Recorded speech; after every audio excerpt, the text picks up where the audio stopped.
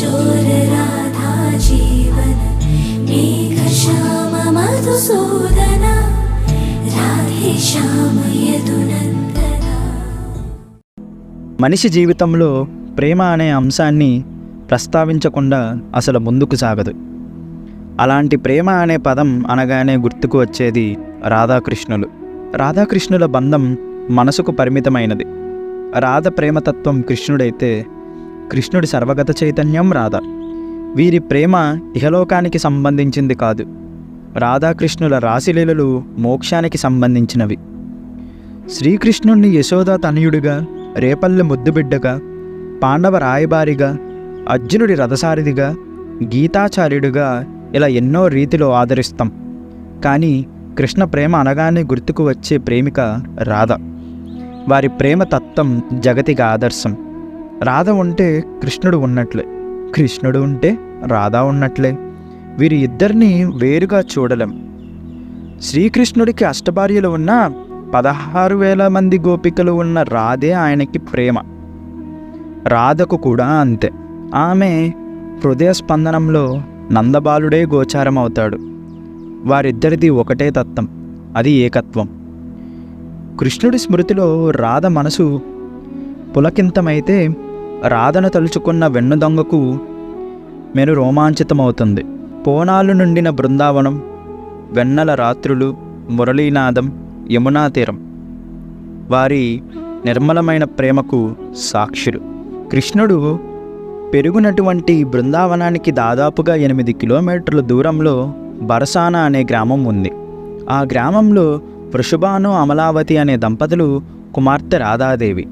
ఇక రాధాకృష్ణులు ఒకరినొకరు ఇష్టపడుతూ కలిసి తిరిగారు. వారి మధ్య ప్రేమబంధం పెరుగుతూనే వచ్చింది. బృందావనంలో గోపికలందరూ కృష్ణుని వెంట పడుతుంటే కృష్ణ ప్రేమ మాత్రం రాధకే సొంతమైంది. రాధ పవిత్రమైన భక్తితో నిరంతరం కృష్ణుడి గురించి ఆలోచిస్తూ ఆరాధించేది. కన్నయ్యకు యుక్త వయసు వచ్చాక తన కర్తవ్యాలను నిర్వహించటకు ఆయన రాధను విడిచి వెళ్లాల్సి వచ్చిన పరిస్థితి ఏర్పడింది. ఆ కారణంగానే రాధాదేవిని వదిలి వెళ్ళాడు కన్నయ్య. అయితే బృందావనంలో ఉన్నటువంటి రాధ మాత్రం ప్రతిక్షణం కన్నయ్య కోసమే కలలు కంటూ ఆయన రాక కొరకు ఎదురు చూసింది. కృష్ణుడు తన ప్రత్యర్థులందరినీ మట్టుపట్టి ప్రపంచవ్యాప్తిగా దేవునిగా కీర్తింపబడి పూజలు అందుకుంటున్నాడు. రుక్మిణి సత్యలను వివాహం చేసుకుని కుటుంబ జీవితాన్ని ఆరంభించారు. పాండవుల కొరకు మహాభారతం యుద్ధానికి సారథ్యం కూడా వహించాడు. ఇలా తన కర్తవ్యంలో నిమగ్నమై ఉన్నాడు. కానీ అక్కడ రాధమ్మ మాత్రం కన్నయ్య కోసం ఎదురు చూస్తూనే ఉంది.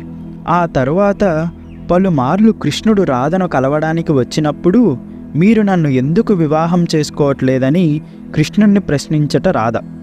అయితే అందుకు కృష్ణుడు ఏమన్నాడంటే, దేవి, నీవు నాతో చాలాసార్లు చెప్పిన మాట నేను నీకు చెప్పాలనుకుంటున్నాను.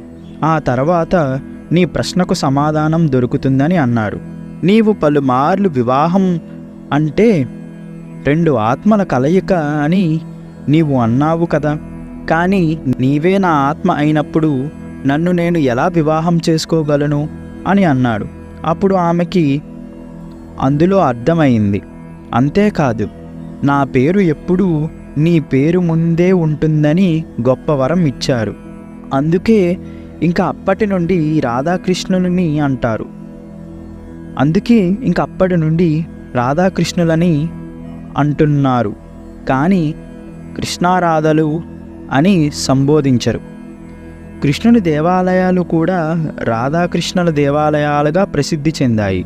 రాధాకృష్ణుల ప్రేమ పవిత్రమైనది. వారి ప్రేమ సత్యం, నిత్యం, అమరం. నేను మీ చరణ్ దర్శి. మళ్ళీ తదుపరి అధ్యాయంలో కలుసుకుందాం. Until then, take a break.